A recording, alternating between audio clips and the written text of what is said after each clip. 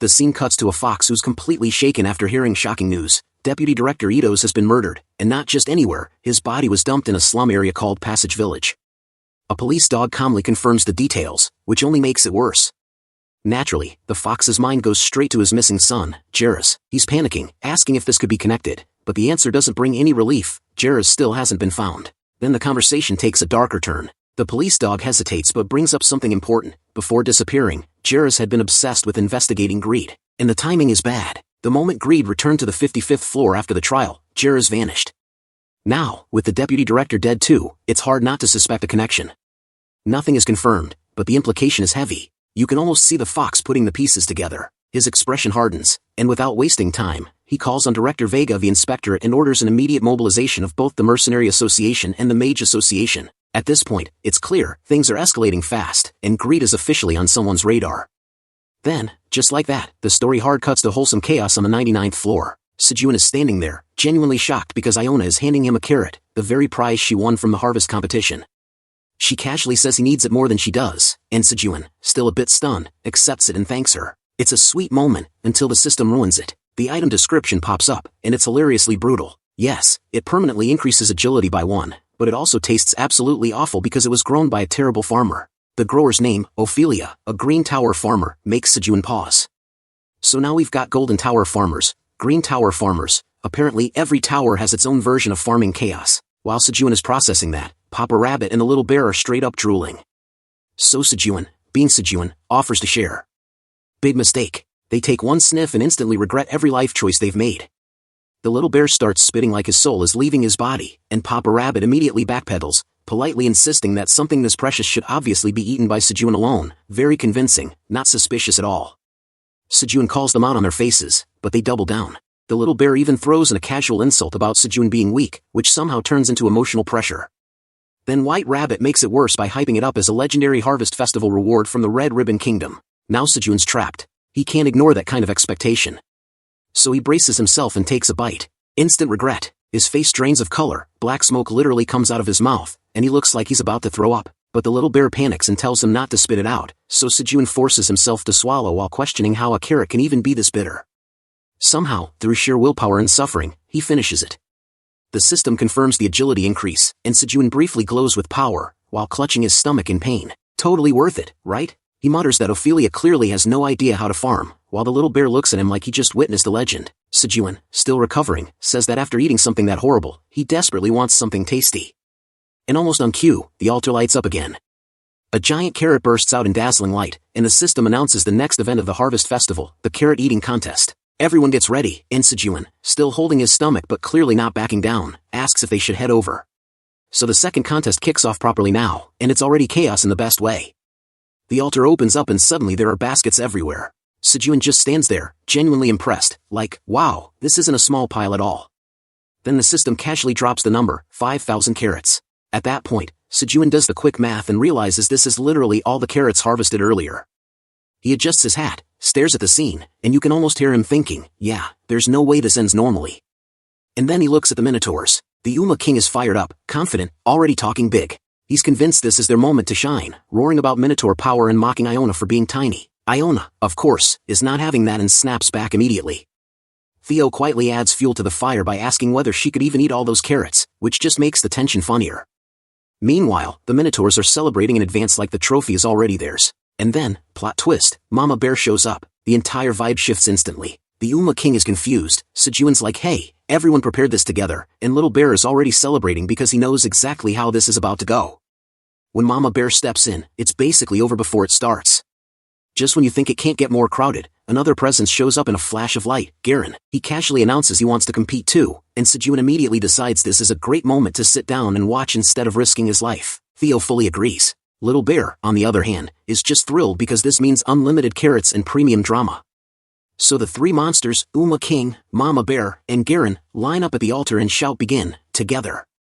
What follows is absolute carnage. The Uma King goes all in, shoveling carrots with both hands while the Minotaurs cheer him on, until they notice something's off. Mama Bear isn't even chewing properly, she's straight up dumping baskets into her mouth.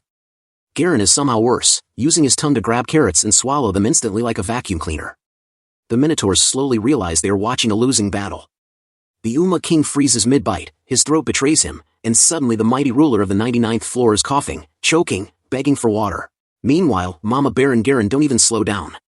Little Bear is happily munching away on the sidelines, enjoying the show, while Sejun cheers him on like a proud parent. The raccoons start playing music like this is some kind of festival montage, which makes the King's suffering feel even more absurd. Eventually, it ends. Mama Bear and Garen sit there, bellies swollen like balloons, completely satisfied. The King is sprawled on the ground, spiritually and physically defeated. The system announces the results. First place, Mama Bear with 2,102 carats. Second place, Garen with 1,993 carats. Third place, White Rabbit with 180 carats. Sejun applauds, totally unsurprised that Mama Bear won and genuinely impressed by Garen, and then his brain catches up. Wait, third place? Everyone turns around and finally notices the chubby White Rabbit just standing there, smug as ever. Theo immediately asks when he even got there, and Sejun is stuck on the much bigger mystery, how that body managed to eat 180 carats. The rabbit just smirks, which somehow makes it worse.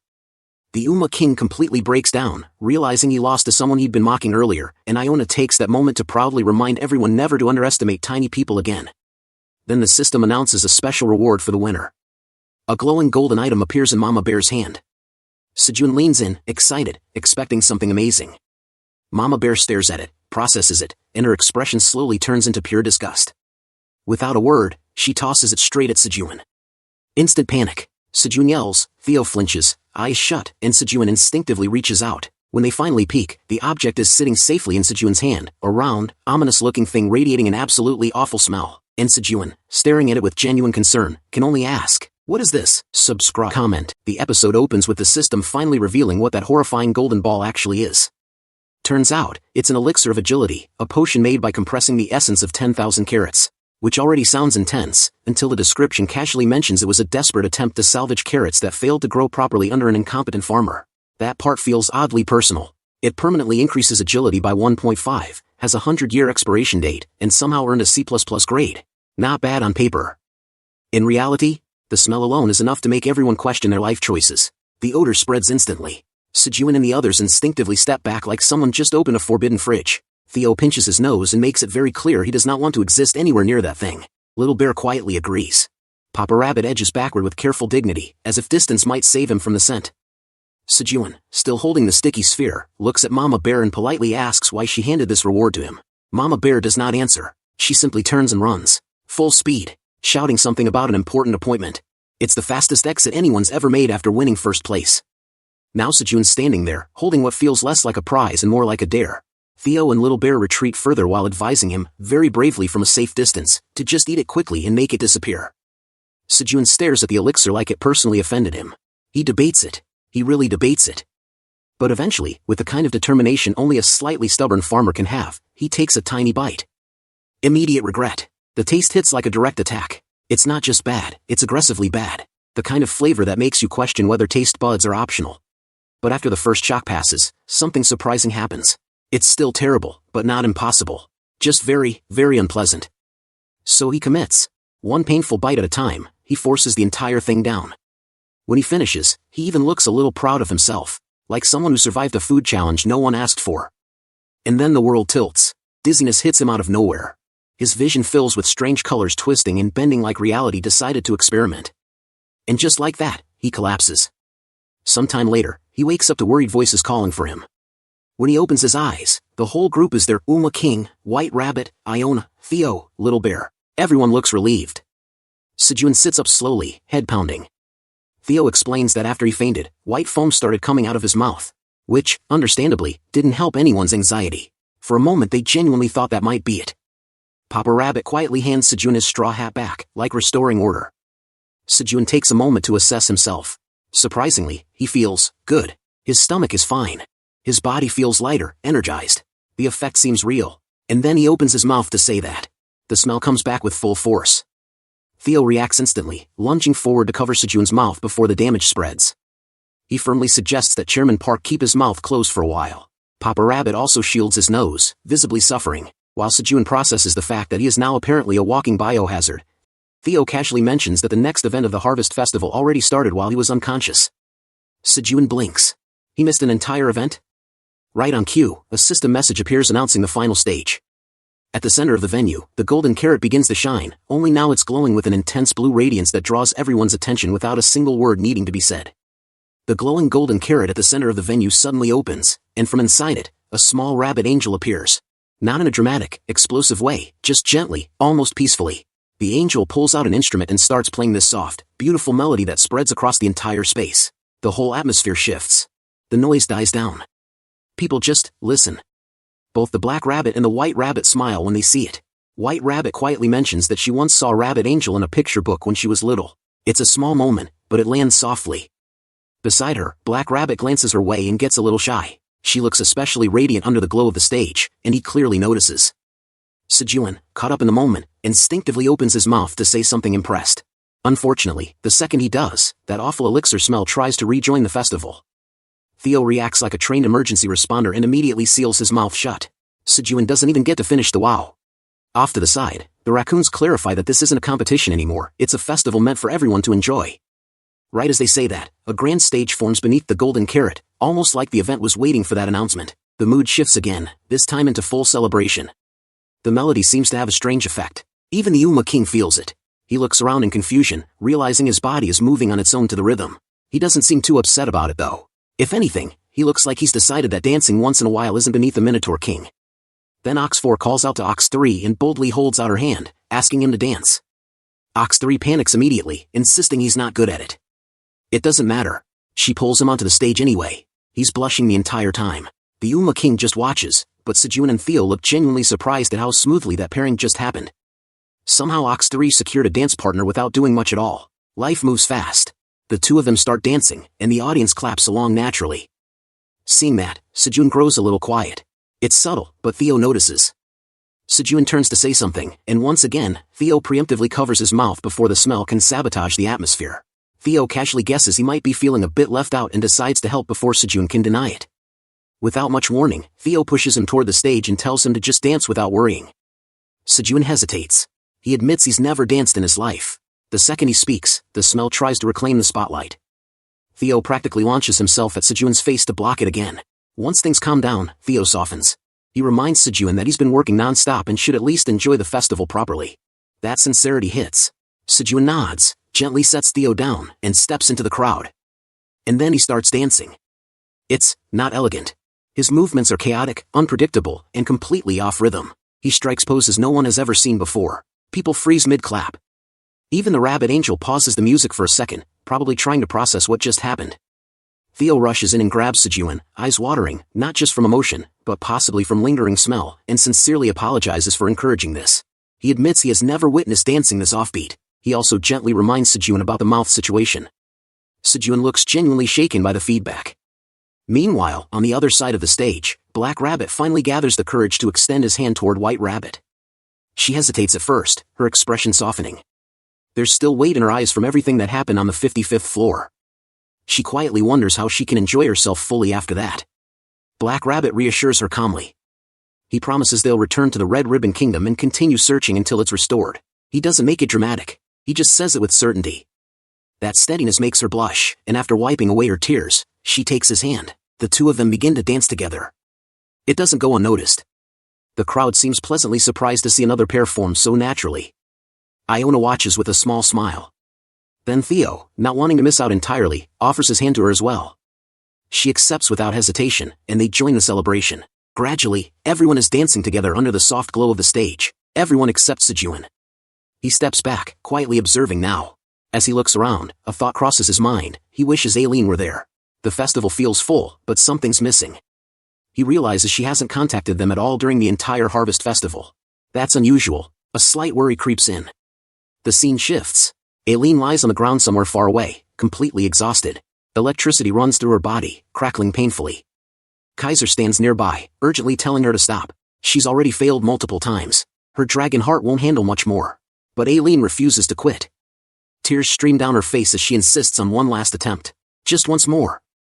She closes her eyes and screams with everything she has left, pouring all her strength into a single wish. She wants to meet Sejun. Like, share. The scene returns to the 99th floor, and things are surprisingly peaceful. The golden carrot is still floating overhead like a festival decoration that forgot to turn off, while Sejun is completely focused on something much more important, spring onions. He's cutting them with careful precision, each piece nearly identical. Theo notices immediately. His knife skills are smoother now, more confident. It's subtle, but there's clear improvement. After cooking for so many creatures for so long, it shows, Sejun says. Theo feels quietly proud watching him, though he's also curious. Sejun looks more serious than usual, measuring sizes carefully for even cooking. Behind him, the clay stove burns steadily. The raccoons stand nearby, smiling as if they're watching a live cooking show. Sejun explains that since the harvest festival is almost over, he wants to make something special. That's all Little Bear needs to hear. He perks up instantly, already excited. When Sejun lifts the lid and the smell of curry rises into the air, Little Bear actually starts dancing in place, shaking with pure anticipation. Then Sejun turns to the side rabbit and his brother, who's carrying a large bag. When it's placed down, long rice cakes spill out, bought from the raccoon guild. The brother starts tossing the rice cakes into the air one after another, and the side rabbit leaps up effortlessly, slicing them into perfectly even pieces midair. It turns into a full fruit ninja performance. Clean cuts, no wasted motion. The chubby rabbit calmly gathers the sliced pieces onto 2 plates like this is all completely normal. Theo and Little Bear just stare, impressed. Sejun thanks the chubby rabbit for the plates and adds the sliced rice cakes into the deep crimson curry. The raccoons look slightly concerned. Boiling rice cakes? They've never heard of that. It sounds questionable to them. Sejun, however, confidently introduces the dish, red rice cake soup. From the way it looks and smells, it already seems like it knows what it's doing. After a while, the system reveals the final result, purple rice cake soup, boiled at high temperature with purple locust meat and detoxifying green onions. It neutralizes extreme poison, prevents spoilage, improves taste significantly, and keeps the stomach full for an hour. Expiration, 10 days. Sejun smiles, satisfied. His calculations were right. It's probably Lunar New Year back on Earth, and rice cake soup is traditional for that time. Since they have rice cakes, it only feels right to celebrate properly. Theo and Little Bear are already drooling. When Sejun looks around, he sees everyone gathered smiling beneath the floating carrot. A system message confirms it's the first time he's created this dish, and his cooking proficiency jumps significantly. Soon, everyone is seated around him. He carefully hands out cups of soup to the Uma King, the raccoons, and the rabbits. Theo waits patiently for his portion. Little Bear, on the other hand, devours his immediately without hesitation. Mama Rabbit eats calmly, while the baby rabbits struggle a little but try their best. Sejun looks at the scene and quietly feels that it really does resemble a holiday gathering. The raccoons, meanwhile, are stunned. They've never tasted anything like this. The broth feels heavenly, and with the carrot garnish, it even provides a small agility boost. Theo hears that and instantly switches into merchant mode. He casually approaches them and suggests that, if they like it so much, he could sell them both the soup and the ingredients. The raccoons show immediate interest. They offer 3 tower coins per serving. Theo rejects it without hesitation, politely disappointed in their valuation skills. He calmly explains that food this delicious, with stat boosts included, isn't something you stumble across casually. The raccoons know he's right. Sejun notices Theo negotiating and watches carefully, slightly worried the foolish little cat might mess it up. The raccoons increase their offer to 5 tower coins and even request 100 servings. Theo looks ready to accept. That's when Sejun stops him. He tells Theo to watch and learn from the true master of trade. The raccoons blink, confused. Sejun calmly declines the offer entirely. He explains there aren't enough rice cakes left. Today's sharing was only because it's a special occasion. In the future, with remaining ingredients, they could only make about 300 servings. A limited edition item. The raccoons process this instantly. Limited supply. High demand. Their merchant brains start spinning. They quickly raise the offer to 15 tower coins per serving and attempt to secure all future servings at once. Even Theo is stunned at how quickly the price jumped. Sejun pretends to think about it, looking mildly thoughtful. Then, like someone reluctantly granting mercy, he lowers the price slightly, 13 tower coins per serving for 200 servings. In exchange, next time they'll trade rice cakes instead of just money, and they'll offer discounts to tower farmers. The raccoons accept immediately, practically glowing with satisfaction. They even start dancing among themselves. Sejun finalizes the deal and adds that he'll include some stat-boosting crops as a bonus. Theo looks at him with genuine admiration, calling him a trading genius. Sejun rubs his nose proudly and downplays it. Right then, a loud burp echoes. Everyone turns. Little Bear is sitting there, stomach swollen so round he looks like he might float away. The rabbits stare in disbelief. Theo panics, demanding to know how many bowls he ate since they're supposed to be selling this limited edition soup. Sejun leans toward Theo and calmly whispers that they can actually make 500 servings. The earlier limited supply was just part of the negotiation strategy. Theo freezes. That realization hits hard. Sejun then turns to Little Bear with a serious expression and apologizes. Baby Bear looks confused. Sejun solemnly explains that he forgot to mention something important. Each bowl of rice cake soup adds 1 year to the eater's age. After eating that much, Little Bear must have aged at least 100 years. The little bear's face crumbles instantly. He bursts into tears, horrified at the idea of becoming older than his parents. Sejun quickly admits it was a prank and reassures him. To make up for it, he offers him a honey-dipped rice cake, his favorite. Baby Bear recovers just as quickly and starts eating again happily, proving that emotional damage doesn't last long when snacks are involved. Theo quietly wonders if the little bear has a bottomless stomach. Then the tone shifts. The black and white wolf chiefs appear before Iona and the black rabbit. Iona asks what's wrong. The white wolf chief explains that the president of the Wandering Merchant Association, Mr. Mason, has urgently summoned all association heads. The reason is serious. The deputy director of the Secret Inspection Bureau has been killed. His son, Zirith, is missing, and Greed is suspected. Theo is stunned when he realizes Zirith is the one who disappeared. White Rabbit immediately understands that Greed could be behind incidents across multiple floors. Black Rabbit states firmly that he intends to sell things with Greed once and for all. Sejun says he only wants everyone safe. If he could move freely between floors, he would go with them. White Rabbit feels genuinely grateful hearing that. Theo insists on joining too. Zirith was his friend, and he can't ignore that. In the end, Sejun remains on the 99th floor along with the raccoons, Seedon, Little Bear, the Uma King, and his subordinates, while Theo and the 2 rabbits leave for the association. Sejun quietly hopes nothing serious happens. The Uma King approaches him before leaving. He says they'll return to their territory since the waypoint on the 99th floor has been unattended too long. Also, the blue moon is approaching. Sejun suddenly realizes he completely forgot about the blue moon while busy cooking. Before departing, the Uma King warns him. He sensed unusual energy coming from the southwestern forest. Sejun casually assumes it's probably just a corrupted ant and says they can handle it easily. The Uma King stops him. It doesn't feel like an ant. It feels hot. Intense flames. Far away, deep within the southern forest, something begins to emerge from a hole in the ground. An ant-like creature rises slowly, radiating terrifying heat into the surrounding air. Subscribe. Comment. So the scene opens inside the cave, and it's honestly kind of funny at first. Garen is in his tiny, round form, completely knocked out, snoring, drooling, absolutely unbothered by the world. Then this huge hand comes down and shakes him awake. His little body wobbles everywhere as he tries to flip himself over, which isn't easy when you're shaped like a squishy green dumpling. After a bit of flailing, he finally manages to look up, and of course, it's Sejun. Sejun calmly asks if he slept well. No anger, just that quiet tone that somehow makes it worse. Garen immediately straightens up as much as his small body allows, addressing him respectfully as the Black Dragon. He quickly asks what's going on and where Theo is. That's when Sejun casually informs him that Theo already left for another floor, while Garen was busy snoring and drooling without a care in the world. You can almost see the devastation hit him. He's stunned. He was asleep for a little while. How did everything change so drastically? He starts trying to explain himself, but Sejun just brushes past it and says he has something important to ask. And Garen already knows he can't refuse. Theo serves Sejun. Garen serves Theo. The chain of command is painfully clear. Then Sejun's expression shifts. He gets serious and tells him they need to prepare for the upcoming blue moon. From there, we get a quiet update on the world. The harvest festival ended safely. The artisan rabbits built an altar for the giant red ribbon carrot. The minotaurs went back to guarding the waypoint. The Raccoon Merchant Guild returned to their usual place in the Golden Tower. Everything lively and chaotic has settled down. Except I forget to prepare for the blue moon.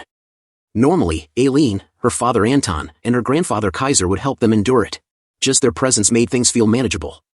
But ever since the festival began, neither Aileen nor Kaiser's fountain statue has appeared on the 99th floor. It's like they just vanished. Garen, who has experienced many blue moons, asks if it's really that bad. Sejun explains that whenever the blue moon rises, corrupted ants pour out of the western forest. They lose all reason and just attack the farm. Even Mama Bear, the giant bear ruling the western forest, tries to suppress them, but some always slip through. And then there's something else bothering Sejun. The Uma King mentions sensing something strange in the southwestern forest. Not ordinary ants. Something hotter. Heavier. That lingering pressure makes Sejun uneasy. This blue moon feels different. Up until now, Sejun relied on his tower farmer talent. Theo, Iona from the Wizard Association. The Black Rabbit and White Rabbit were designated guardians. Together, they handled threats. But now all 4 of them are gone. So Sejun decides to give the last remaining guardian slot to Garen, the strongest one currently on the floor. Garen freezes when he hears that. Strongest? Him? He looks like he expects someone to laugh. But Sejun is completely serious. He says he's counting on the Frog King's power to stand beside him. That trust hits hard. Garen's small body begins glowing green. Slowly, he transforms back into his massive, imposing form. The shift is sudden enough to surprise the pure ants nearby and even Flamey, the apple tree.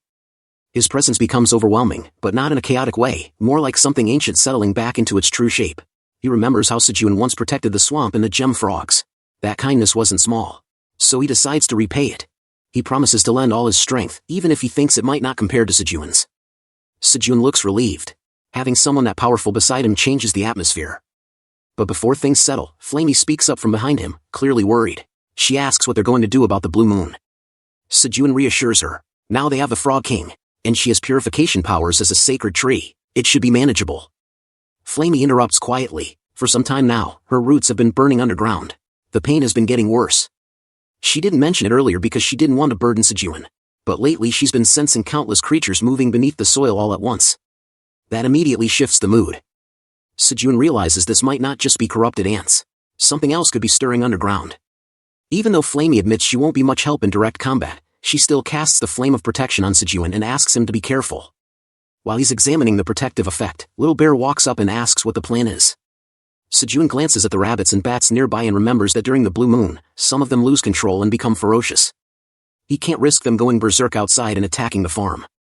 So he decides the first step is scouting the western forest. Then the sky starts to dim. A dark orb slowly moves across the sun, an eclipse forming. The signal is clear. High above, White Rabbit notices immediately. She worries about the 99th floor being safe without the Wolf Chiefs, Rabbit Guardians, and Iona.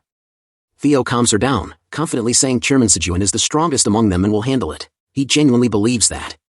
Black Rabbit tells White Rabbit to focus on what's in front of them, the situation in the Red Ribbon Kingdom. A massive castle comes into view. Everyone goes quiet. The Wolf Chief wonders how long it's been since they last saw it like this. Mason explains that his son Zirith is being held hostage inside that castle. Greed demanded nearly unlimited authority from the Merchant Association in exchange for his release. It's not subtle, it's a threat. Black Rabbit is furious. Iona points out they can't trust the Secret Inspection Bureau either, so the mission has to be handled quietly. Theo analyzes it calmly. To ensure everyone's safety, they'll need to defeat Greed, rescue Zirith, and free the Red Ribbon Kingdom from his control. They stand on a cliff, taking one last look at the castle before preparing to move. Meanwhile, back on the 99th floor, Sejun, Little Bear, and Garen head into the western forest. At the edge, Little Bear calls out loudly for his mother. Sejun feels a bit nervous, even though he came confidently to scout. They should stay close to Mama Bear, she's the strongest presence in this forest. Then a sharp screech cuts through the woods.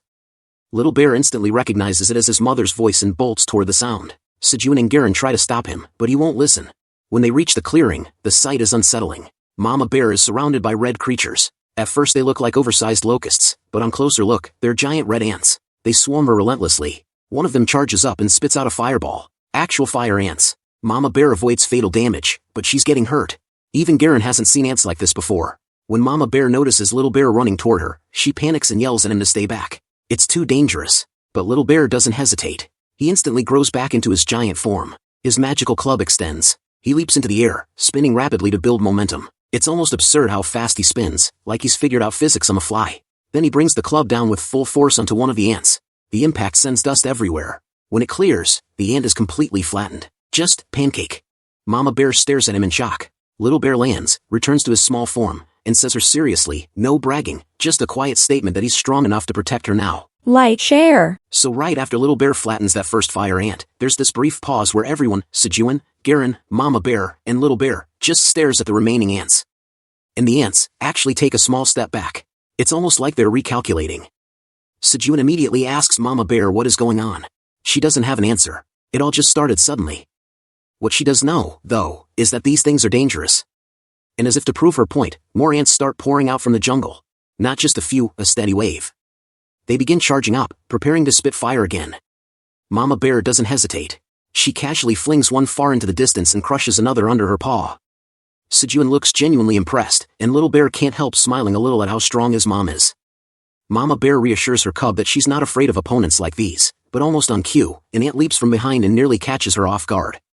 Garen steps in fast, punching the ant away before it can do real damage. He dryly points out that it's probably too early to relax. By now the ants have completely surrounded them.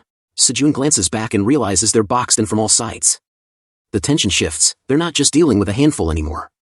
Garen snorts in annoyance. He mentions that the swamp insects gave him trouble because of poison, but these he can handle.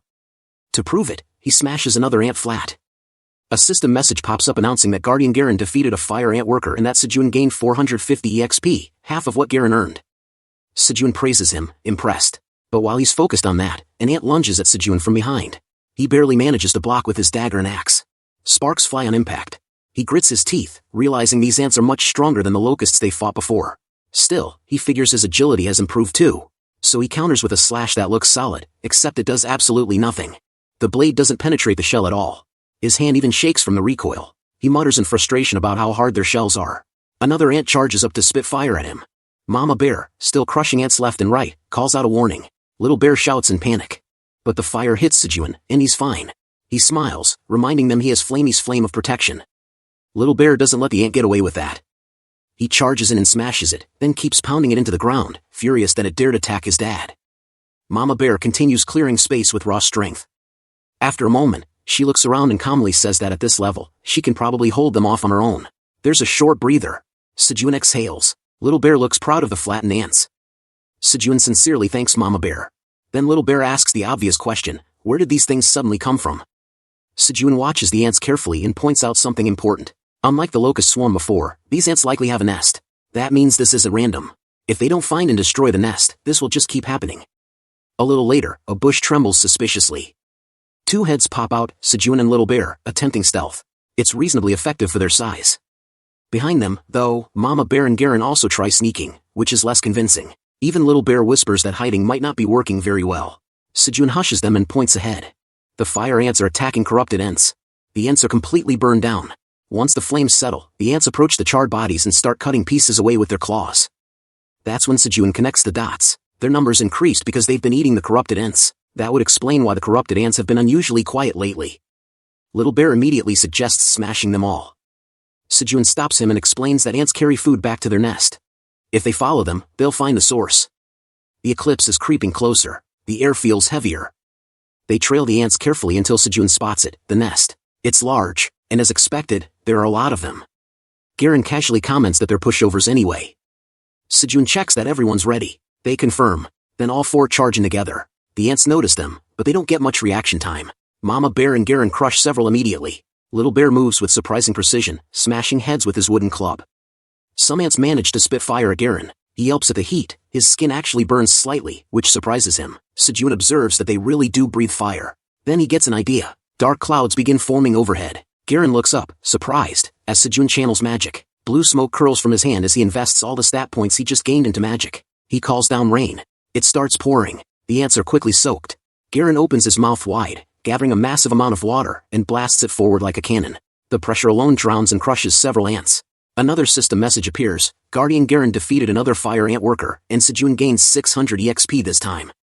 Sejun is impressed. Apparently, this combo works better than expected. He tells Garen to destroy the nest. Garen salutes and unleashes another high-pressure water cannon straight at the entrance. An ant's head briefly pops out just before the blast slams into the opening. For a moment, it looks like it worked. Sejun smiles. But then 3 ants walk out of the entrance, completely unharmed except for being soaked. These aren't workers. Sejun immediately recognizes them as soldier ants. And right then, the scene shifts. Somewhere else, Kaiser lies on the ground with tears in his eyes, murmuring in relief that his granddaughter has finally succeeded in polymorphing. We see Aileen, now in a beautiful human form, announcing that she'll be there soon, on her way to see Sejun. Subscribe. Comment. Back near the nest, things escalate pretty quickly. The soldier ants start coming out one after another, forming a tight circle around Sejun and the others. These aren't like the worker ants they fought earlier. Their bodies look tougher, and some even carry what look like natural shields and tiny blade-like limbs. They rush straight at Sejun. Sejun reacts a little too late, but Mama Bear steps in before the ants can reach him. With one heavy swipe of her paw, she flattens them into the ground. After that she gives Sejun a quick warning to stay alert. He just nods and adjusts himself, realizing these new ants aren't something he can ignore. Nearby, Little Bear is trying to hold off one of the soldier ants by himself. He's managing, but it's clearly a struggle. Garen notices and jumps over to help. He slams down on the ant with a heavy blow that sends Little Bear tumbling back a short distance. Garen checks on him right away. Little Bear gives a quick thumbs up, basically saying he's fine. But Garen soon realizes something isn't right. He glances down and sees the ant he thought he crushed is actually lifting his leg. Before he can react properly, the ant throws him off balance and launches him into the air. Sejun watches this and mutters to himself, remembering that ants are known for lifting many times their own body weight. Seeing it in action is convincing. Meanwhile, more soldier ants keep climbing out of the nest. Garen lands heavily some distance away, and Little Bear starts getting overwhelmed by the numbers. Sejun covers his mouth for a moment, thinking through the situation while the pressure builds. Mama Bear looks at the swarm pouring out of the nest and quietly decides she's done holding back. Her muscles tense, and she basically declares that it's time to remind them who runs the western forest. Then she charges in. She tears through the ants with her claws, slicing them apart and sending pieces flying. Watching from behind, Sejun adjusts his hat and admits to himself that he's very glad she's on their side. Little Bear, meanwhile, cheers loudly for his mom as she plows through the swarm. The ants begin adapting. Instead of attacking individually, they cluster together and raise their shield-like bodies, forming a defensive barrier. Mama Bear notices and slams down on them anyway, trying to drive them back underground. For a moment it looks like she'll break through, but then she pauses. The ants actually manage to stop her blow with their shields. Sejun notices the change immediately. The ants seem to be reorganizing themselves, almost like they're forming different shapes as a group. Before anyone can process that fully, Little Bear points up toward the sky in panic. Sejun looks up and freezes. The blue moon has begun. The moment it appears, the ants change again. Their bodies grow more robust, their movements sharper. One ant screeches, seemingly giving orders to the others. The command doesn't last long though, because Mama Bear instantly swings and knocks its head clean off. Even as she does that, Sejun suddenly realizes something else is happening. Garen is fine because he's designated as a guardian. Little Bear is safe because Sejun had already appointed him as a subordinate before. But Mama Bear, she doesn't have that protection. With Aileen absent, the blue moon's influence starts affecting her. Her roar grows deeper, more primal. Her instincts take over. She stares at the ants with a burning intensity, and for a moment even the ants seem confused, almost like they've lost their direction. Before they can react, Mama Bear bulldozes through them again and tears the nest apart with raw force.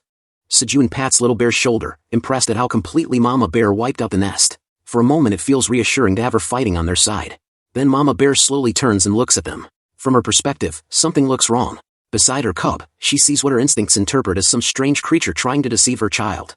Her expression changes immediately. Sejun realizes too late that she's now looking at him. Garen rushes in and grabs her paws, shouting for her to snap out of it.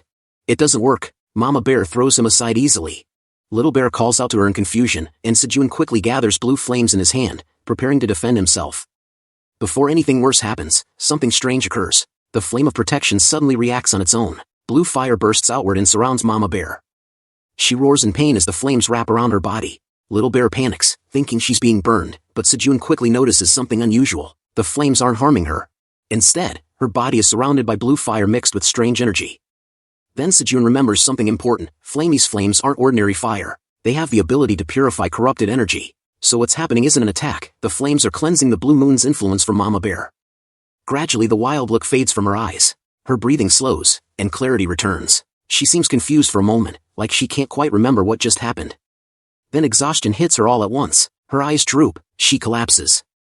Garen catches her just before she hits the ground, and now her huge body is basically resting on top of him while she snores quietly. Little Bear asks if she's sleeping. Sejun nods and lets out a long breath of relief. Unfortunately, the quiet moment doesn't last. Little Bear hears something moving nearby and looks around. A large group of ants has gathered around them. Apparently, the destruction of the ants attracted their attention.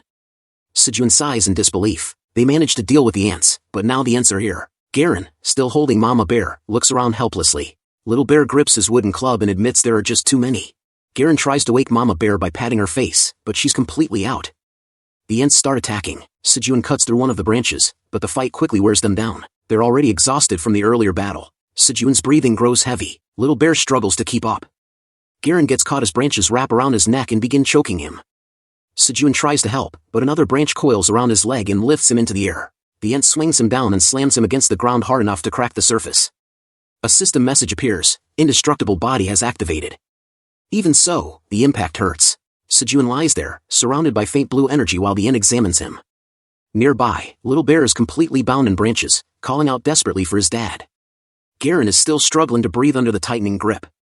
Sejun hangs there, coughing and sweating. Everything hurts, and he starts wondering if the flame of protection has finally run out. For a moment he thinks this might be the end. His thoughts drift back to the outside world. He reflects that it was probably a miracle that an ordinary guy like him survived this long on the 99th floor. Somewhere along the way, he ended up with so many people depending on him. Maybe he still wasn't strong enough. Little Bear starts crying, calling for his dad, his mom, and Garen. Sejun thinks about everyone else too, the rabbit family, the bees, even Bat. He quietly apologizes to all of them. His tears fall as he admits to himself that he wanted to cook more delicious food for them. Then a voice interrupts that thought. A calm voice tells him that if that's what he wants, he should just make it. Sejun's eyes open slightly. He recognizes the voice immediately but still murmurs in confusion, trying to figure out who it is. Above them, someone is floating in the sky. A bright light bursts from her hand and spreads outward, washing over the ends. The branches around Little Bear loosen, and he falls asleep safely. Garen is freed from the choking vines. Mama Bear continues snoring peacefully. Sejun feels a gentle hand resting on his head. He slowly opens his eyes and sees a young woman leaning over him with a soft smile. Aileen quietly apologizes for arriving late. Like, share. Mama Bear, Little Bear, and Garen are all lying nearby, completely exhausted. At this point they're not fighting anymore, they're just sleeping heavily, the kind of deep sleep that only comes after a brutal battle. Little Bear is the first one who stirs. His eyes slowly open, still half dreaming, and he looks up toward the sky without really moving. Up above, Aileen is floating in the air while gently holding Sejun. From the ground, through sleepy eyes, the scene almost looks unreal. Little Bear squints a bit and wonders if he's looking at an angel. The thought makes him smile faintly. For some reason, just seeing that figure in the sky makes him feel relieved, like everything will be okay now. With that calm feeling, he closes his eyes again and drifts back into sleep. Up in the air, Aileen is focused entirely on Sejun. She gently touches his face and calls his name. Her voice is quiet, almost careful. Sejun's eyes open slightly. He looks dazed, like he's waking from a very deep sleep, and he responds with a faint sound just to show he heard her. Aileen immediately apologizes for arriving late, but she also explains there isn't much time. As she says that, she suddenly notices something strange happening to her own hand. The human shape she used is starting to break down. Part of it is slowly turning back into her dragon form. She looks at her hand in confusion and frustration. She had actually planned to surprise Sejun by appearing in a proper human form when they finally met, but the magic isn't holding anymore. She explains that she spent too much mana dealing with the ends earlier, so the transformation spell is already wearing off. The moment she realizes that, tears start forming in her eyes. She's clearly upset that the moment she planned didn't go the way she wanted. Before she can finish saying anything else, Sejun raises a hand and gently wipes away the tears from her face. That catches her completely off guard. She hadn't realized he was awake enough to move. Sejun looks at her quietly for a moment and, in a soft voice, simply tells her she's pretty. For a second she freezes. Then the words slowly register, and her face turns a little red from embarrassment. She looks like she's about to say something in response, but before she can, Sejun loses consciousness again and goes completely limp.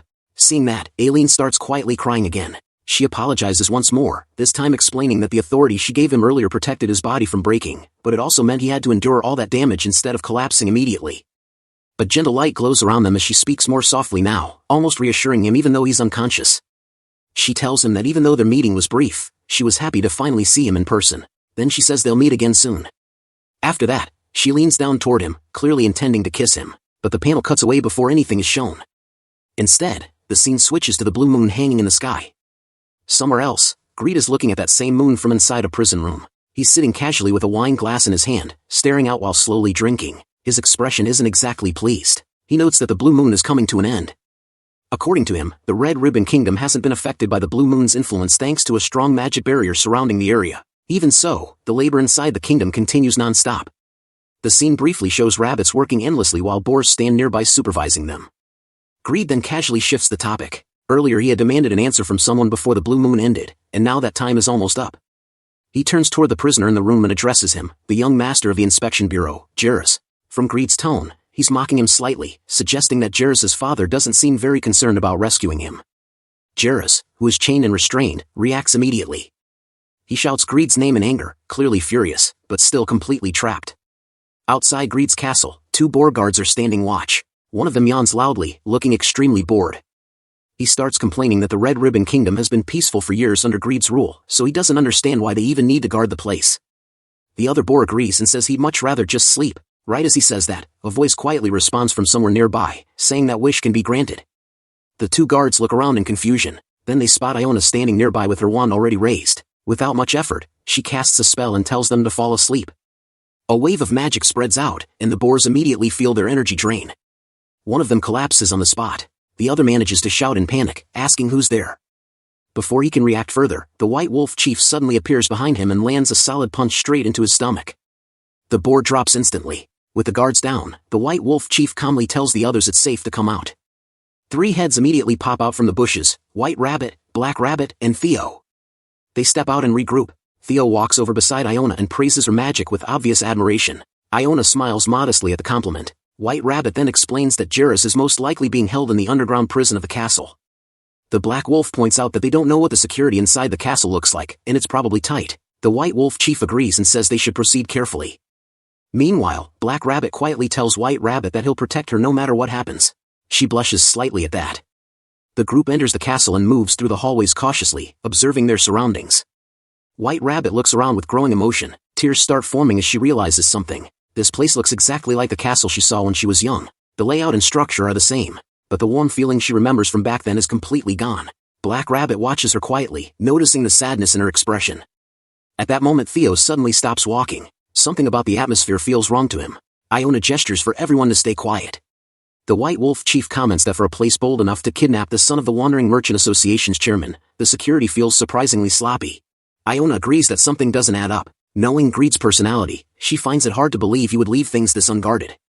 Just then Black Rabbit's ears twitch sharply.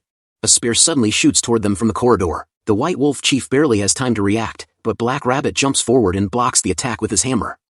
Everyone immediately goes on guard. Iona demands to know who's there. From the darkness of the corridor, strange figures begin stepping forward. They look like skeletal goat-shaped creatures holding spears, their bodies formed from bones. The White Wolf chief mutters in surprise, thinking they might be connected to a white dragon. Iona studies them carefully and then remembers something she once read in an ancient document. These are Dragon Fang soldiers, artificial soldiers created from dragon bones. Black Rabbit immediately suggests breaking through them. The White Wolf chief prepares to fight as well, but Iona quickly stops them. She explains that Dragon Fang soldiers don't tire easily and aren't simple to destroy. Because their bodies are made from dragon bones, even her magic has very little effect on them. She's also shocked that Greed somehow obtained enough dragon bones to create so many of them, especially considering he already possesses the White Dragon seal. Theo asks what they should do now as the soldiers slowly advance. The White Wolf chief makes a quick decision. He tells the others to leave this area to him and continues searching for Greed. Everyone is stunned by that suggestion. Theo protests immediately, saying they should find a way to escape together because facing those things alone is impossible. But the White Wolf chief insists he'll be fine. Just as the soldiers rush toward him, the Black Wolf suddenly jumps into the fight as well, slashing at one of the bone soldiers. The White Wolf chief calmly says he had a feeling the Black Wolf would step in. The Black Wolf grunts and basically admits he couldn't just stand there.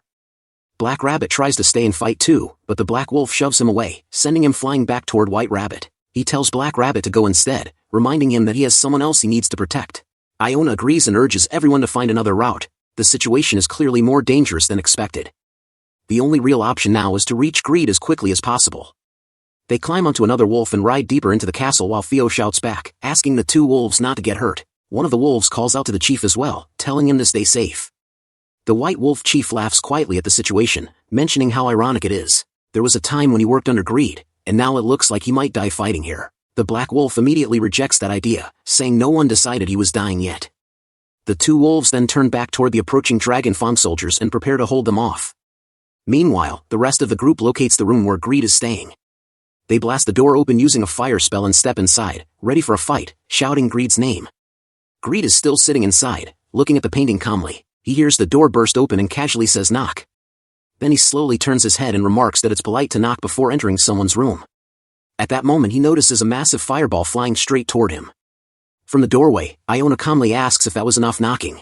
Subscribe. Comment. The moment everyone's still reacting, Theo suddenly blurts out that it all happened in a single strike, almost like he's still trying to process it himself. That's when the Black Rabbit's ears twitch, sharp, alert, and that instinct ends up saving them. Because out of nowhere, a massive battle axe comes flying straight toward Iona and the White Rabbit. They barely have time to react. Before it can hit, the Black Rabbit jumps in, swings his hammer, and blocks it midair. The impact sends the axe spinning right back toward the attacker. But instead of panicking, Greed just casually catches it with one hand, like it was always meant to return to him. Then he comments on it, almost mildly annoyed, like someone interrupted him rather than attacked him. That's when things start to click for the others. The White Rabbit notices what he's wearing and immediately realizes something's off. Armor made from dragon bones, combined with soldiers equipped with dragon fangs. It's not normal gear, not even close. Iona steadies herself too, already understanding this won't be a simple fight. Greed, meanwhile, doesn't rush. He starts talking instead, asking why they think he kidnapped the son of the Wandering Merchant Association's chairman. Theo quickly connects the dots: power, leverage, control inside the tower, but Greed barely listens. He's already in his own thoughts, muttering about how he expected this outcome anyway, especially that someone like Iona would be sent after him. Then he looks at all of them properly, and admits, in a very straightforward way, that this actually worked out better for him. The people he found most troublesome all came to him on their own. So instead of dragging things out, he decides to end it. He steps forward and attacks. The black rabbit instinctively moves to block, but the white rabbit grabs him and stops him at the last second, warning that it's too dangerous. Iona steps in instead and throws up a barrier to take the hit. For a brief moment, it works. Then cracks start spreading across it. You can see it on Iona's face. This wasn't supposed to happen. The barrier breaking this quickly wasn't part of the plan.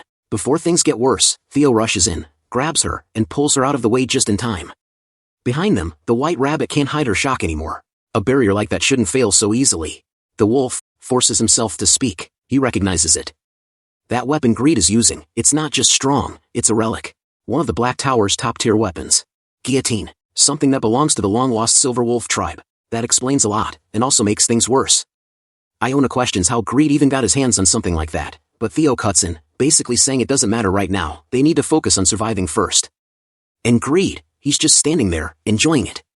At the same time, far away on the 99th floor, Sejun slowly wakes up. The first thing he notices is that the blue moon is gone. Bat is right there beside him, clearly relieved. Sejun sits up, still dizzy, holding his head as he tries to piece things together. Bat explains it simply, when the blue moon appeared, Sejun disappeared. And near the end, Little Bear and Garen brought him back. That immediately worries him. He asks about the farm, about everyone else, but Bat admits he doesn't really know since he was outside. That part catches Sejun off guard. Outside? Bat, a bit proud of himself, explains that he wanted to repay Sejun somehow. So he went out, and brought something back. He lifts up a pack of instant noodles. Sejun just stares at it. For a second, nothing happens. Then his brain kind of short-circuits trying to process it. He grabs the instant noodle shaking it, asking where he found it.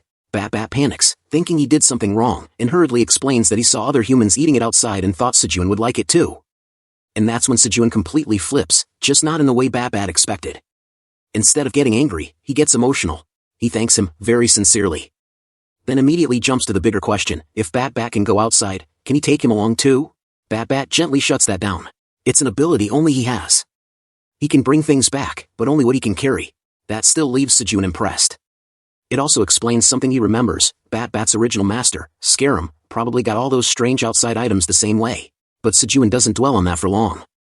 He's just genuinely happy, lifting Bat again, clearly excited about what this means. Bat, seeing that reaction, ends up smiling too. Right then, Little Bear notices Sejun is awake. And immediately charges at him.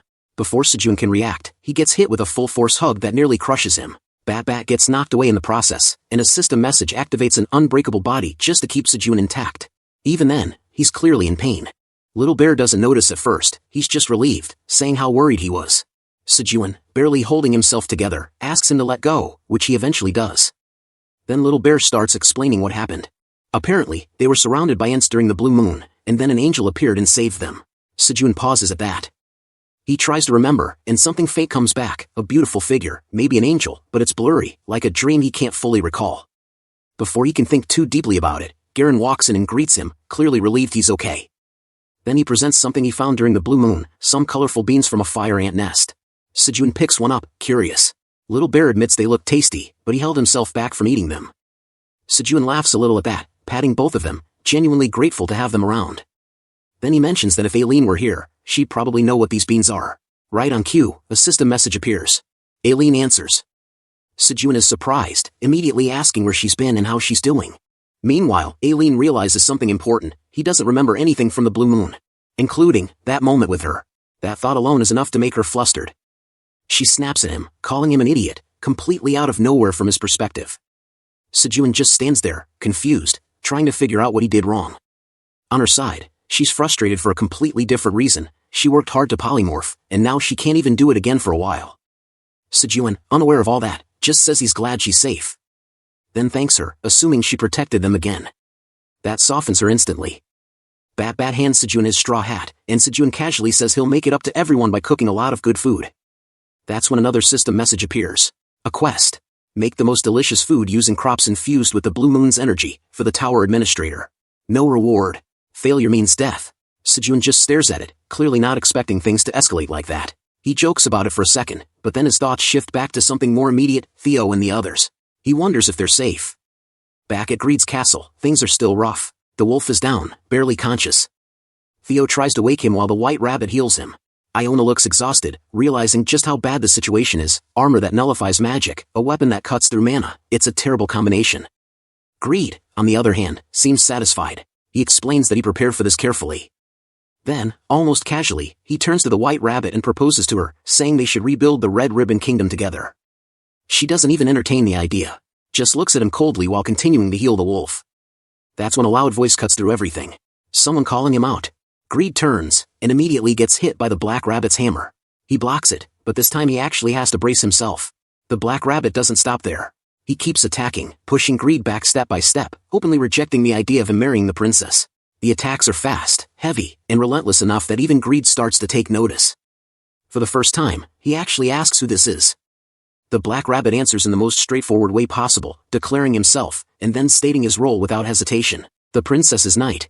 Subscribe. Comment. Greed doesn't really get a chance to recover. After everything he's already taken, the Black Rabbit keeps going. There's no pause, no dramatic build-up, just another swing of the hammer, solid and direct. That hit alone sends Greed flying back into the wall, hard enough that it leaves him slumped there for a second.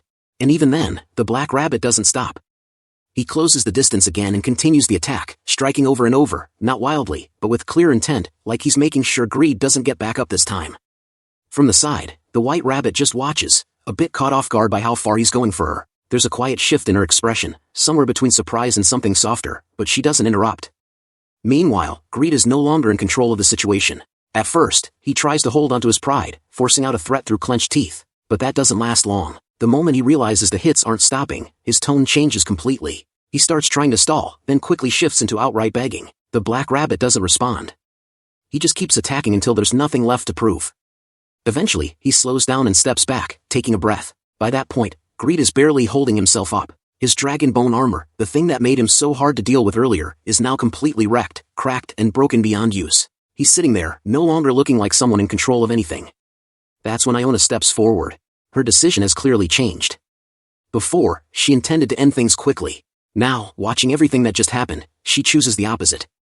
Her wand starts to glow as she prepares her magic, calmly stating that she'll take her time with this instead. Greed sees that, and whatever composure he had left disappears. He starts throwing out offers, one after another, his wealth, his position, even the entire Red Ribbon Kingdom. It's less of a negotiation and more of a desperate attempt to stop what's coming. No one responds. The White Rabbit keeps healing the wolf without even looking convinced. Iona continues preparing her spell without hesitation. Then the screams start echoing through the castle. Around that same time, the blue moon in the sky slowly fades away. Back on the 99th floor, the mood couldn't be more different. Sejun is focused on something much more important. He's staring at the instant noodles like they're the greatest treasure he's seen in a while. There's a small grin on his face, and he's already half lost in anticipation. He opens it slowly. Little Bear and Bat Bat both lean in, watching closely, curious about what's about to happen. Then the smell hits, a rich, savory aroma that immediately gets their attention. Little Bear starts drooling without even realizing it, and even Bat Bat looks impressed. Sejun lifts the noodles slightly, almost admiring them for a second, then finally takes a bite. He chews. Pauses. And then, unexpectedly, tears start forming. That reaction completely throws the others off. Little Bear panics, thinking something's wrong, while Bat Bat quickly assumes he brought back something Sejun didn't like. But Sejun isn't upset at all. He's just overwhelmed, in a good way. He keeps eating, faster now, clearly enjoying it more with every bite. Between mouthfuls, he keeps repeating how good it is, not really paying attention to anything else. Little Bear, meanwhile, is practically bouncing in place, asking for a turn. He doesn't get one. By the time he finishes asking, the noodles are already gone. Sejun wipes his mouth, completely satisfied, and casually apologizes, but not in a way that suggests he regrets it much. Little Bear just stands there for a second, processing what happened, then slowly shifts into full disappointment, saying he hates him in that very childlike, exaggerated way. Sejun lets out a small breath, admitting that this was one thing he couldn't share. Then, as if to smooth things over, he picks up Bat Bat and starts praising him again, clearly still impressed by what he brought back. Bat Bat brightens immediately, laughing along with him. But Sejun's already thinking ahead. He suddenly announces special training, which confuses Bat Bat at first. Then Sejun grabs a stick and starts writing on the ground, explaining things step by step. He introduces Hangul, showing him simple words like ramyun, coffee, cola, snacks, and explains that when Bat Bat goes outside, he should look for items with writing like this. Bat Bat takes it seriously right away, responding almost like a soldier given a mission. Right then, someone calls out to Sejun. Flame approaches, and beside her, Little Bear is still sulking, holding onto the empty packet. Sejun notices immediately that Flame looks different, stronger, more developed, and points it out with genuine surprise. Around them, even the ants seem more lively, almost dancing. Sejun connects it back to the blue moon. Then his attention shifts again, to the 5 colored beans Garen brought earlier. Since they've already eaten, he suggests planting them next and seeing what grows from crops affected by the blue moon. He calls Little Bear to come along. At first, there's no response. Little Bear is still clearly holding onto his grudge. So Sejun changes tactics. He casually mentions sweet potatoes. That's all it takes. Little Bear's entire mood flips instantly. His eyes light up, the earlier frustration gone just like that. He grabs Sejun's hand and starts pulling him along, eager again. As they move, a system message quietly appears, indestructible body activating again. And from the side, Flame notices it, looking genuinely unsettled by what that might mean. Up above the castle, things are not looking great for the wolves. The Black Wolf and the Chief are both still standing, but just barely. You can tell they've been fighting for a while, breathing heavier, bodies covered in bruises, movements a bit slower than before. The Chief steps forward, almost like he's trying to steady himself, and there's this quiet moment where it feels like he's wondering if this is where it ends. And right then, a voice calls out from behind. Both of them start to turn, just slightly, but before they can even react properly, something cuts through the air. An axe flies past the Chief's face. Not close, but very close. The kind of close that makes you instinctively freeze for half a second. It doesn't hit him though, it keeps going and slams straight into the bone soldiers ahead. The Chief immediately recognizes it. That weapon isn't just any axe, it's guillotine, the sacred relic of the Silver Wolf tribe. Greed had that on him, which means one thing. Greed is down. There's no long discussion about it. The realization is instant. The Chief moves forward, grabs the axe in his jaws, and swings it with force. This time, the difference is obvious. When the blade hits the bone soldiers, it actually cuts through them, cleanly. The same enemies that were giving them trouble before are now getting crushed and split apart. Even the Black Wolf pauses for a second, clearly impressed, not just by the timing, but by the weapon itself. It's one of those moments where the fight suddenly becomes manageable again. There's a quick exchange, relief, a bit of gratitude, but it doesn't last long. Because something feels off. Even after Greed is down, the bone soldiers don't stop. They're still moving. That realization hits almost immediately. If they're still active, then Greed wasn't the one controlling them. The Chief's expression shifts as he connects the dots. There has to be something else behind this. And almost as if to confirm that, the bone soldiers suddenly start glowing red. Not fading out, not weakening, getting more aggressive. Back inside the castle, things have already moved forward. Greed is no longer a threat in the way he was before. He's been completely overwhelmed, his body burned, armor gone, and at this point, he looks more like someone who lost everything than someone who ruled a kingdom. There's even this oddly specific detail, the smell. Like he's been overcooked. Not exactly dignified. Theo, standing nearby, doesn't seem particularly sympathetic about it. Iona, on the other hand, stays focused. She makes it clear that this time, they're not letting things end loosely. No shortcuts, he'll be dealt with properly. Then she pulls out the land deed. That small piece of paper ends up carrying more weight than anything else in the room. With it, ownership of the Red Ribbon Kingdom finally returns to where it belongs. The White Rabbit takes it, and for a moment, everything else fades into the background. You can see it hit her, not loudly, just quietly. Relief, maybe a bit of release after everything that happened. The Black Rabbit stays beside her, giving a simple, steady kind of support. Theo, meanwhile, brings things back on track. ARA'S. They still haven't found him. Greed, now completely out of options, gives up the information without resistance. He's in the treasure vault. Not the prison. That detail catches everyone off guard for a second, but the White Rabbit quickly explains, if it's the vault, there's a direct route from here. Iona doesn't waste time. She uses an artifact to bind Greed in place, clean, efficient, and then they all move. Down the stairs. Fast. There's a clear shift here. No more hesitation, they're heading straight for ARA'S. They reach the vault entrance, only to be stopped by a massive door. Theo immediately turns to the White Rabbit, expecting she might be able to open it. She can't. It needs a key. Iona admits that everything Greed had was burned away, except for one item. Which means, no key. The Black Rabbit suggests the most straightforward solution, break it. The White Rabbit shuts that down immediately. This isn't the kind of door you just smash through. So for a moment, they're stuck. Then Theo starts thinking. You can almost see it happen. He stares at the door, notices something about it, and then suddenly remembers. He digs through his bag and pulls something out, a bit unsure himself. A key. Even he doesn't seem fully confident about it, but there's only one way to find out. He steps forward and tries it. And it works. The door reacts instantly, glowing, unlocking, opening. Everyone pauses. Because, that shouldn't have been that easy. The White Rabbit and Black Rabbit are clearly confused, and Iona immediately questions it. How does Theo even have that key? Theo, now a bit flustered, explains that he bought it from the Raccoon Merchant Association. Which somehow raises even more questions than it answers. But there's no time to dig into that. They move inside, calling out for ARA'S as they go. Then, a voice answers. Who are you? The moment that voice fills the room, everything changes. A pressure drops over them, sudden, overwhelming. It's not an attack, exactly. more like being held in place by sheer presence alone. Their movements slow, almost instinctively. Even Iona reacts to it. Carefully, they look ahead. The room is filled with gold, piled high, scattered everywhere, but that's not what holds their attention. At the center of it all, there's a statue. A white dragon. Except, it doesn't feel like a statue. Its eyes are glowing red. Like, share. Back on the 99th floor, things are calm for once. Sejun is just standing there, holding one of the blue moon tomatoes he harvested. He turns it slightly in his hand, looking at the color and texture, and you can tell he's genuinely pleased with how it turned out. It's not just a good crop, it's proof that the blue moon effect worked again, just like before. Around him, the whole place is busy. The rabbit families are fully in work mode. Some are picking crops, others are carrying them, and a few are organizing everything neatly. It's not chaotic, it's more like a well-practiced routine. Even their father is just standing there quietly, looking over everything with a satisfied expression, like a farmer who knows this was a good harvest. Then Kwon suddenly calls out from a distance, clearly excited about something. He runs over and proudly lifts up a blue sweet potato like he just discovered treasure. Sejun looks at it, then at Kwon, a bit surprised, not because of the potato itself, but because of how cleanly Kwon picked only the blue ones. So he asks him about it, and Kwon casually explains that the blue sweet potatoes have a distinct smell.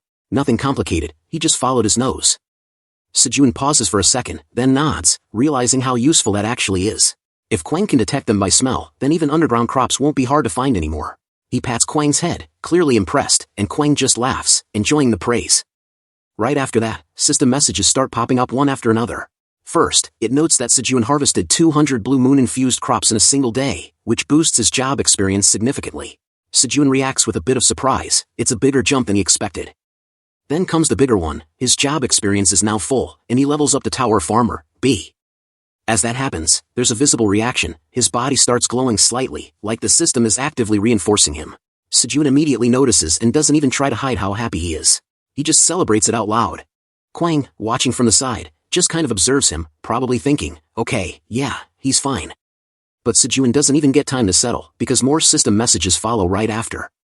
His straw hat relic upgrades along with his job rank, and multiple skill restrictions get lifted at the same time. New abilities unlock, including something called Farmer's Talent. He pauses and reads through everything carefully this time. When he gets to the one more skill, the one that gives extra crops after every 1,000 harvests, he smiles to himself. It's not flashy, but it's practical. Exactly the kind of thing that stacks up over time. Then he starts thinking about his long-term job quest, the one that needs 100,000 harvests. He checks the progress, and the system shows he's just under halfway done. He takes that in for a second, then nods to himself.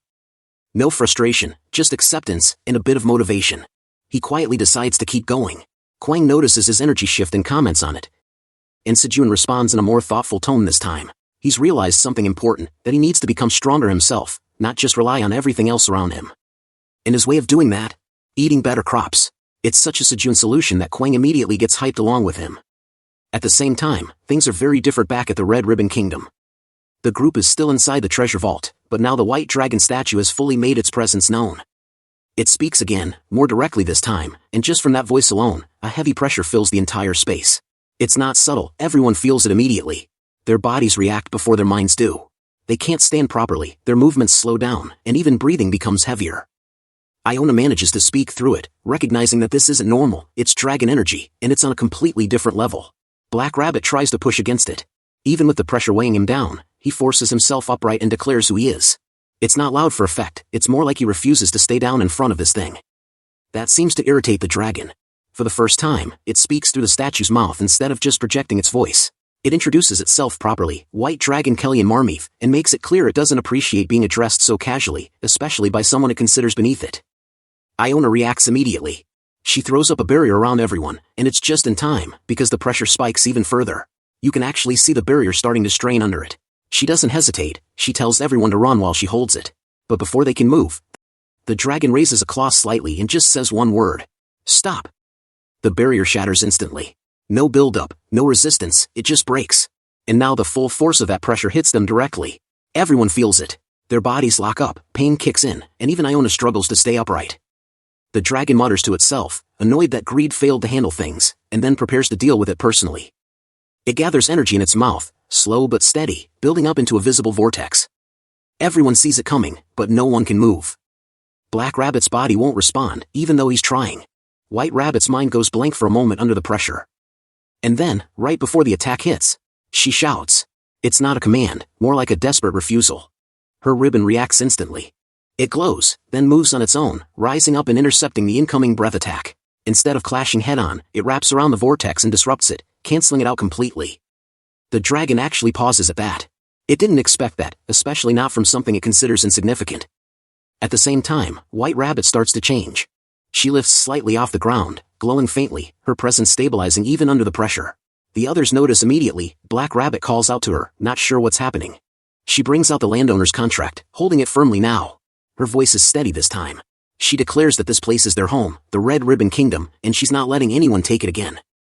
The ribbon responds to that. It reacts with the contract, its power increasing dramatically. It's no longer just defensive, it becomes active, aggressive even, wrapping around the dragon's form.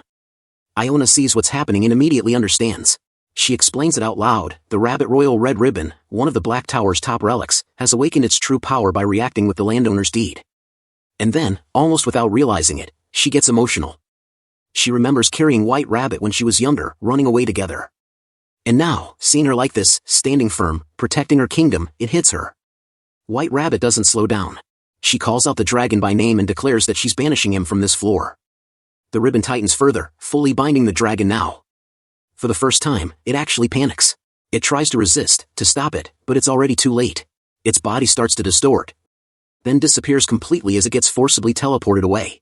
As soon as it's over, White Rabbit drops. The energy leaves her all at once, and she almost collapses, but Black Rabbit catches her immediately. He holds her steady, reassuring her quietly that it's over now. She looks at him, exhausted but smiling, and tears start to form, this time not from fear, just relief. Iona and Theo watch from the side, both smiling a little at the outcome. And after a moment, Black Rabbit suddenly becomes very aware of the situation and starts blushing, which slightly breaks the intensity of the moment. Back on the 99th floor, things take a different turn again. Kaiser suddenly calls out to Sejun, clearly annoyed. He complains about how much effort he put into making Sejun meet Aileen, and now Sejun doesn't even remember it. On top of that, he's upset about not getting Mac Jiali anymore. Sejun responds calmly, but firmly. He points out that he's the one most frustrated about not remembering, and also that the first thing Kaiser asked for wasn't about him, it was about alcohol. Then he draws a line. The Mac Jiali is his. He allowed Kaiser to drink it before out of goodwill, but that doesn't mean it's a permanent right. Kaiser tries to respond but doesn't get far, because Sejun keeps going. He explains that he's currently focused on harvesting crops to help Aileen recover, and Kaiser interrupting that isn't helping. That lands. Kaiser backs off a bit, awkwardly apologizing. Sejun softens right after that, saying he'll still give him Mac Jiali, but asks him to at least understand the situation. Kaiser agrees. And from the side, two rabbits quietly observe the whole thing. One points out that Sejun is basically controlling a black dragon, and the other just accepts that as impressive. Kaiser, trying to recover his dignity, offers compensation. He gives Sejun one of his scales, a great black dragon scale, saying it'll be useful someday. Sejun takes it, looks it over, and thanks him, though he's not entirely sure what to do with it yet. Kaiser immediately tries to circle back to the Mac Jiali deal, clearly not letting that go. And right then, the carrot altar starts glowing. Both Sejun and Kaiser notice at the same time. The light intensifies quickly, then releases a burst of energy. Something appears. The white dragon, broken, but present, emerges from the altar. It looks at its condition, clearly frustrated, and mutters about the rabbits. Sejun and the others freeze, trying to process what just appeared. Kaiser reacts faster. He recognizes it instantly and flies toward it, calling it out. The white dragon recognizes him too. They both pause for a split second, then simultaneously call each other their nemesis. And just like that, they clash. Their energies collide immediately, violently enough to shake the surroundings. The field starts breaking under the pressure. Sejun, watching this unfold right on top of his farm, doesn't even react to the dragons first. He just grabs his hat and panics about his crops.